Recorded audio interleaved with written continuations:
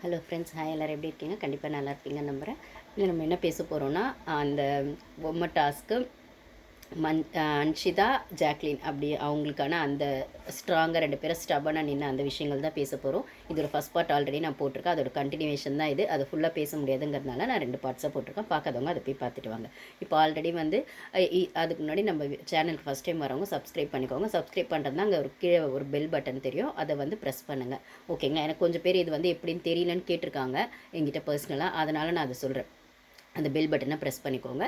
அப்போ தான் நான் போடுற வீடியோஸ் ஷார்ட்ஸ்லாம் உங்களால் டக்குன்னு பார்க்க முடியும். ஓகேங்களா? அதுக்கப்புறம் என்னோடய வீடியோஸும் ஷார்ட்ஸும் பிடிச்சிங்கன்னா லைக் பண்ணுங்கள். உங்களுக்கு பிடிச்சவங்களுக்கு ஷேர் பண்ணுங்கள். வாங்க இப்போ கண்டென்ட்குள்ளே போகலாம். ஆல்ரெடி அந்த 3 பேர் பஞ்சாயத்தில் மஞ்சரி வந்து ஜாக்லின் ஏன்னா ரொம்ப நேரம் உட்காரணும் அப்படிங்கிற பட்சத்தில் முத்துக்கிட்ட வந்து இவங்க கேட்பாங்க. ஆல்ரெடி நான் இதை சொல்லியிருப்பேன். இப்போ வந்து அன்ஷிதா வந்து இப்படியும் சொல்கிறாங்க அப்படியே இப்போ என்ன தான் பண்ணுறது அப்படின்னு ஜென்ரலாக இந்த மாதிரி டாஸ்கில் ஒரு வேளை ஹோல்ட் பண்ணி வச்சுக்கிட்டு எவ்வளோ நேரம் உட்கார வைப்பாங்க அப்படின்னு சொல்லி முத்துக்கிட்ட கேட்கும்போது அதான் சாப்பிடக்கூடாது செய்யக்கூடாதுன்னு சொல்லுவாங்க, ரெஸ்ட் ரூமும் போகக்கூடாது சொல்லுவாங்க அப்படிங்கிற மாதிரி வரும் அப்படின்னு வந்து மஞ்சரி வந்து முத்துக்கிட்ட பேசிட்டு இருக்காங்க. அப்போ வந்து மஞ்சரியே சொல்கிறாங்க சாப்பிடக்கூடாது, தண்ணி குடிக்கூடாதுன்னா ஓகே, பட் ஆனால் ரெஸ்ட் ரூம்னா அது கொஞ்சம் இது தானே அப்படிங்கிற மாதிரி யோசிக்கிறாங்க.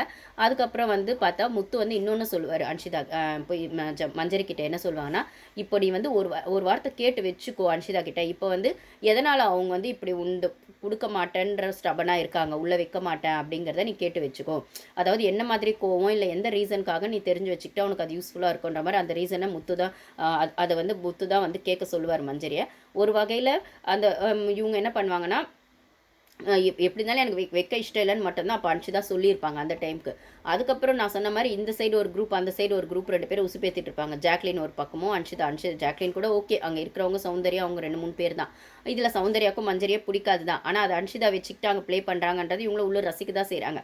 ஆனால் அது அந்த அந்த கேமோட ப்ளே வந்து ஜாக்லின் கிட்டே இருக்கிறதுனால இவங்களால ஒன்றும் பண்ண முடியாது. அது வேடிக்கை தான் பார்க்கணும். ஓகேங்க, இதுதான் இப்போ சௌந்தர்யாக்கு மஞ்சரியை பிடிக்காதுன்றதுக்காக இவங்களுக்கான ஸ்டாண்ட் எடுக்காமல் இருக்க முடியாது ஜாக்லின். ஏன்னா அவங்களது உள்ளே போகணுன்றது அவங்களுக்கான ஸ்டாண்ட். ஸோ அதில் தான் அவங்க ஸ்டடியாக நிற்பாங்க. இந்த சைடு அதை வச்சுக்கிட்டு தான் இந்த சைடு பேசுவாங்க. அன்ஷிதா, முத்து, தீபக் எல்லாருமே என்ன சொல்லுவாங்கன்னா, இப்போ எப்படி இருந்தாலும் சௌந்தர்யாக்கும் மஞ்சரி பிடிக்காது தானே அப்படின்னு முத்துலாம் கிண்டல் பண்ணுவோம். ஆமாம், சௌந்தர்யாக்கு மட்டும் மஞ்சரி பொம்மை கிடச்சதுன்னா அவ்வளோதான், அவ்வளோ கோவம் இருக்குது சௌந்தர்யாக்கு மஞ்சரி மேலே அப்படிலாம் பேசிகிட்டு இருப்பாங்க. இதில் ஒருத்தர் வந்து உசுப்பேற்றி விட்டு கேம் ஆடுவாங்க. இப்போ இந்த இடத்துல மஞ்சரிக்கு அந்த சைடும் நிற்க முடியாது, இந்த சைடும் நிற்க முடியாது.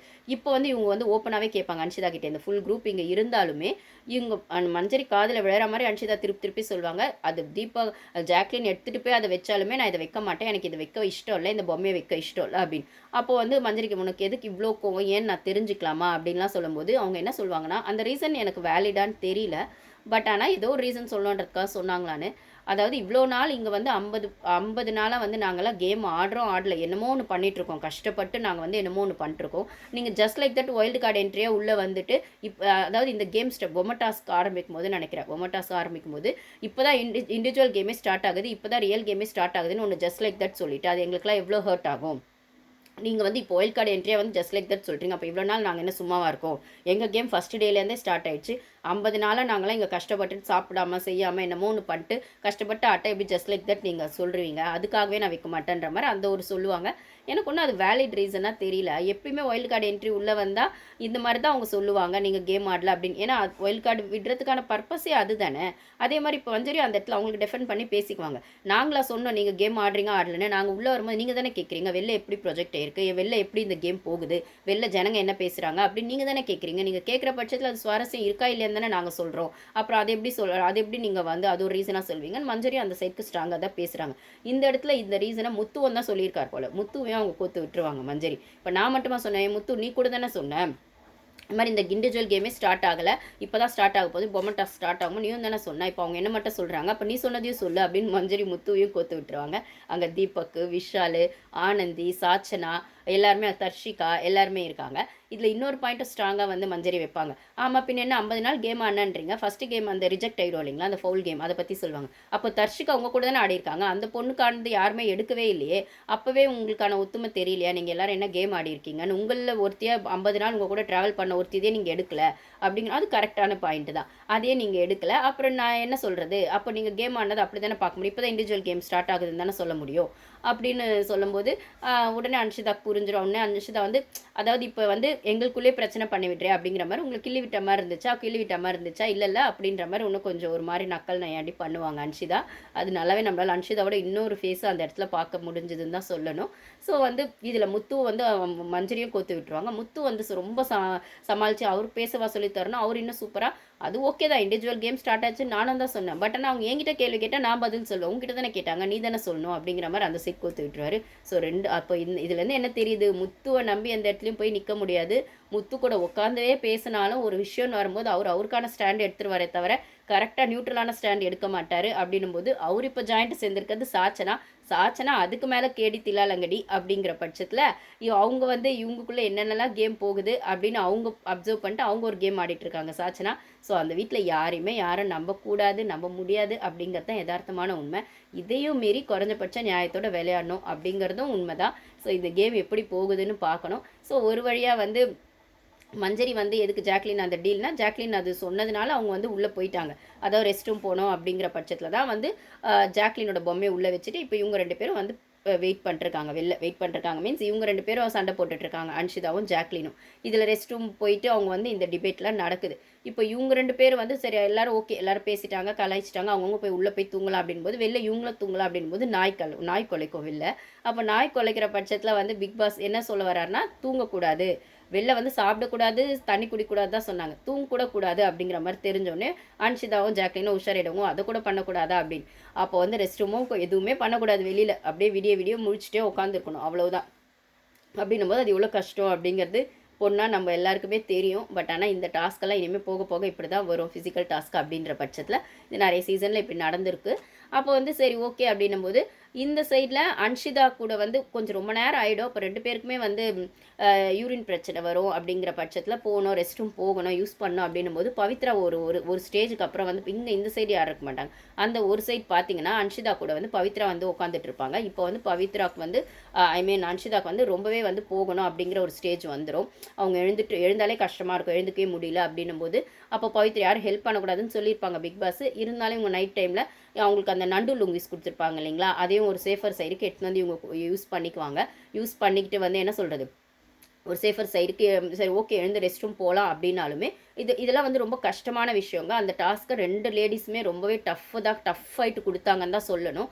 இந்த இடத்துல இன்னொன்று நான் சொல்கிறேன், அந்த இடத்துல பவித்ராவது கூட இருந்தாங்க அன்ஷிதா கூட, ஓகேங்களா. ஆனால் அவங்க யாருக்காக நின்னாங்களோ, தீபக் அவர் உள்ள போய் தூங்கிடுறாருங்க. அது எனக்கு புரியவே இல்லை அந்த லாஜிக்கு. எனக்காண்டி கஷ்டப்பட வேணாம் செய்வேனா அப்படிலாம் அதுக்கு முன்னாடி வரைக்கும் உட்காந்து செஞ்சு கலாய்ச்சிட்டு இருந்தவர் அன்ஷிதாவை. அந்த பொண்ணு அவ்வளோ நேரம் உட்காந்துருக்குன்னா நான் தீபக் அண்ணாக்காக உட்காரன், அது மஞ்சரிக்காக உட்காருதுன்னே வச்சுக்கலாம் அந்த பொண்ணு. ஆனாலும் ஒரு பேருக்காக தீபக் கொஞ்ச நேரம் உட்காந்துருக்கலாம், அவர் பாட்டுக்கு உள்ளே போய் தூங்கிட்டார். அன்ஷிதா தான் உட்காரும் கூட. அப்புறம் அந்த நண்டு லுகிஸில் எடுத்து வந்து கொடுத்து ஒரு சேஃபர் சைடுக்கு, அதுக்கப்புறம் வேறு வழியே இல்லைன்னு மஞ்சரி வந்து உள்ளே போய் ரெஸ்ட் ரூம் போயிடுவாங்க. மஞ்சரி வந்து ஆல்ரெடி ரெஸ்ட் ரூம் போகணுன்றதுனால தான் அந்த டீல் பேசிட்டு போவாங்க. இப்போ வந்து அன்ஷிதா வந்து ரெஸ்ட் ரூம் போயிடுவாங்க, கடகடன்னு ஓடி போயிடுவாங்க ஒரு வழியாக. இப்போ வந்து அவங்க உள்ளே போயிட்ட அப்புறம் பவித்ராவுக்கு ஒரு டவுட் வரணும்னா, ஒரு வேளை அந்த டாலை வெளியிலே வச்சுட்டு வந்திருந்தா மஞ்சரி அவுட்டே இருப்பாங்களோ, அன்ஷிதா உள்ள ரெஸ்ட் ரூம் போகிறதுக்காக வரும்போது கூட எடுத்துகிட்டு வந்ததுனால தான் வந்து இப்போ கேமே மாறிடுமா அப்படின்ற மாதிரி. இது எந்த புத்திசாலி எப்படி யோசிச்சாங்கன்னு தெரியல. இவ்வளோ நேரம் எப்படி இருந்தாலும் பிக் பாஸ் உள்ளே வந்தாலே அவுட்டுன்னு சொல்லிட்டாரு. அதை டால் எடுத்துகிட்டு வந்தா என்ன, வெளில வச்சுட்டு வந்தா என்ன, அவங்க அந்த கேமை பொறுத்த வரைக்கும் எழுந்து ரெஸ்ட் ரூம் போனாலும் தண்ணி குடித்தாலுமே அந்த கேம்லேருந்து அவங்க வெளில வந்துட்ட மாதிரி தான் கணக்கு. ஸோ அப்புறம் வந்து ஆனந்தியும் வந்து இல்லை இது எப்படி பார்த்தாலுமே டாலை உள்ளே வச்சாலும் வெளில வச்சாலும் அவங்க வந்து ரெஸ்ட் ரூம் யூஸ் பண்ண வந்துட்டா அப்படின்னாலுமே அந்த கேம் முடிஞ்சிருச்சு அப்படின்னும் போது அப்போ வெளில ஜாக்லின் வந்து இப்போ ஜாக்லின் தான் வின்னு அப்படிங்கிற மாதிரி தான். ஜாக்லின் வின்னு அப்படிங்கும்போது தீபக் அவுட்டு, ஓகேங்களா. இந்த சைட் மஞ்சரி உள்ளே போயிடுவாங்க. அப்போ அந்த மாதிரி தான் கேம் வருது அப்படின்னும் போது மஞ்சரி சேவ் ஆகிடுறாங்க, தீபக் அவுட் ஆகிடுறாரு. ஆனால் இது பார்த்தீங்கன்னா டாய்ஸ் வைஸ் பார்த்தீங்கன்னா இப்படி. ஆனால் ரியல் ஃபைட்டு பார்த்தீங்கன்னா அன்ஷிதாவும் ஜாக்லினும் உட்காந்துருந்தால ஜாக்லின் முன்னாடி அன்ஷிதா தோத்துட்டாங்க அப்படின்ற மாதிரி அவங்களுக்கு ஒரு கில்ட் ஃபீல் வருது. இதை கில்ட்டுன்னு சொல்ல முடியாது, பட் ஆனால் அந்த ஒரு ஃபீல் இருக்கும் இல்லைங்களா. அவங்க முன்னாடி தோத்ததுக்கு அவங்க ஃபைட் பண்ணணும்னு நினச்சது மஞ்சரி வச்சு ஃபைட் பண்ணணும். ஆனால் அதே மஞ்சரி உள்ளே போகணுன்றதுக்காக தான் ஜாக்லின் ஃபைட் பண்ணாங்க. ஏன்னா அவங்க மஞ்சரிக்காக ஃபைட் பண்ணலை, தீபக்காக தான், அவங்களுக்காக தான் அவங்க ஃபைட் பண்ணாங்க. அப்படி இருக்கிற பட்சத்தில் ஜாக்லின் மேலே அன்ஷிதா கோவம் இருக்கும். இவங்க ரெஸ்ட் ரூம் போயிட்டு வந்து அப்புறம் வந்து ஒரு லுக் கொஞ்சம் செட்டில் ஆனப்புறம் ஹக் கொடுக்க வருவாங்க ஜாக்லின் அன்ஷிதாக்கு. பட் ஆனால் இல்லை வேணாம் அப்படின்னு சொல்லி கோச்சிட்டு போயிடுவாங்க. இந்த கோவத்தில் நியாயம் இருக்க மாதிரி எனக்கு கண்டிப்பாக தெரியல. நீங்கள் யாரும் தீபக்குக்காக நீங்கள் எடுக்கிறேன்னு சொன்னீங்க, அந்த தீபக்கே உள்ளே போய் தூங்கிட்டாரு. அவங்களுக்கான ஸ்டாண்டுக்கு அவங்க மஞ்சரி கிட்ட டீல் பேசியிருக்காங்க, எந்த எடுத்துகிட்டு போய் வச்சா உனக்காக நான் நிற்கிறேன்னு. அந்த டீலுக்காக அவங்க அவ்வளோ நேரம் கஷ்டப்பட்டு, ஏன்னா அவங்களுக்கும் பிரச்சனைங்க இருக்கவங்க, இருந்தாலும் அவங்களும் அந்த ஸ்டப்பட் கொடுத்தாங்க, நீங்களும் ஸ்டஃப் ஃபைட் கொடுத்தீங்க. பட் ஆனால் நீங்கள் ஃபைட் பண்ணது சரி, அவங்க ஃபைட் பண்ணது தப்பு அப்படின்னு சொல்கிறது எந்த வகையில் நியாயம்னு எனக்கு தெரியல. இதில் இன்னொன்று என்ன சொல்லுவாங்கன்னா, அன்ஷிதா ஸ்மார்ட்டாக அந்த எல்லோரும் உட்காந்து கலாய்ச்சிட்டு இருக்கும்போது 50 டேஸ் உள்ளே நாங்கள் கேம் ஆடல, நாங்கள் எல்லாம் கஷ்டப்பட்டுருக்கோம், நீ வந்து ஜஸ்ட் லைக் தட் அப்படி சொல்கிறேன், இன்றைக்கி தான் கேம் ஆட ஆரம்பிக்கிறோம், இண்டிவிஜுவல் கேம் ஸ்டார்ட் ஆகுதுன்னு சொன்னது எங்களுக்கு ஹர்ட் ஆயிடுச்சு. இன்ஃபேக்ட் பார்க்கலாம், நான் தீபக் அண்ணாக்காக மட்டும் இது நிற்கல, எல்லாருக்காகவும் நிற்கிறேன்னு ஒரு பாயிண்ட் போடுவாங்க.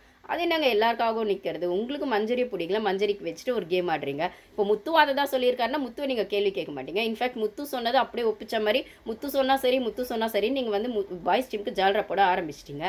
அப்படி இருக்கும்போது மஞ்சரியை உங்களுக்கு பிடிக்கல, அதை டேரெக்டாக சொல்லிட்டு போங்களேன், மற்றவங்களெல்லாம் ஏன் வம்புக்கு வலிக்கிறீங்க. இப்போ அந்த சைட் பார்த்தாலுமே சௌந்தர்யாவுக்கு மஞ்சரியை பிடிக்காது தான், ஆனால் மஞ்சரிக்காக தான் ஒரு ஸ்டாண்ட் எடுக்கிற மாதிரி ஜாக்லினோட நிலைமை ஆயிடுது. இந்த இடத்துல வந்து சௌந்தர்யாவும் வந்து அன்ஷிதாகிட்ட பேசுகிறாங்க, அவளுக்காக நிற்கிறா, அவள் ஒரு டீல் பேசியிருக்கா மஞ்சரி கிட்ட, அதுக்காக நிற்கிறா, நீ வந்து தீபக்காகன்னும் போது தீபக்கே உள்ளே போயிட்டார் அப்படின்னு சௌந்தர்யாவும் பேசுவாங்க. பட் ஆனால் அவங்க ஸ்டாண்டில் அவங்க ஸ்டப்பனாக இருப்பாங்கன்னா தப்பு சரின்னு சொல்லு, அவங்கவுங்க இஷ்டம் யாருக்காக ஸ்டாண்ட் எடுக்கணும் அப்படிங்கிறது. பட் ஆனால் நீங்கள் ஸ்டாண்ட் எடுத்தால் சரி, அவங்க ஸ்டாண்ட் எடுத்தால் தப்புன்னு சொல்கிறது எந்த வகை நியாயம்னு தெரில. இதில் அன்ஷிதாவோட இன்னொரு ஃபேஸை நம்மளால் பார்க்க முடிஞ்சுது அப்படின்னு தான் சொல்லணும். ஒரு வழியாக அப்புறமா பவித்ரா எல்லாருமே வந்து ஜாக்லின் வந்து ஹக் பண்ண வரும்போது அவங்க அது மாதிரி ஹாஷாக சொல்லிட்டு போனதை ஆனந்தியெல்லாம் சொல்லுவாங்க, இல்லை கொஞ்சம் இப்போ மூட் அவுட்டில் இருப்பா, அப்புறம் பேசிக்கலாம், கல்ல விட்டுரு, அவளும் கொஞ்சம் டயர்டாக இருக்கால அப்படின்னு சொல்லுவாங்க. பட் ஆனால் இந்த இடத்துல ஜாக்லின் எடுத்த ஸ்டாண்டும் சூப்பர் தான், அன்ஷிதா எடுத்த ஸ்டாண்டும் சூப்பர் தான், ரெண்டு பேருக்குமே ஹேட்ஸ் ஆஃப் தான். இருந்தாலும் ஜாக்லின் அவங்களுக்காக எடுத்ததில் அவங்க ஒரு ஸ்ட்ராங் பிளேயர் அப்படிங்கிறத அவங்களும் ப்ரூஃப் பண்ண மாதிரி இருக்குது. அன்ஷிதாவும் வந்து இவ்வளோ டஃப்பு கொடுப்பாங்களா அப்படிங்கிற இடத்துல அவங்கள ப்ரூஃப் பண்ண மாதிரி இருக்குது. இந்த இடத்துல ரெண்டு கேர்ள்ஸ்க்குமே தான் ஹேட்ஸ் ஆஃப் சொல்லணும். Thank you guys. இப்படி தான் இந்த எபிசோடு ஆச்சு. ஸோ நம்ம மற்றது நெக்ஸ்ட் வீடியோவில் பார்க்கலாம் கைஸ். தேங்க்யூ.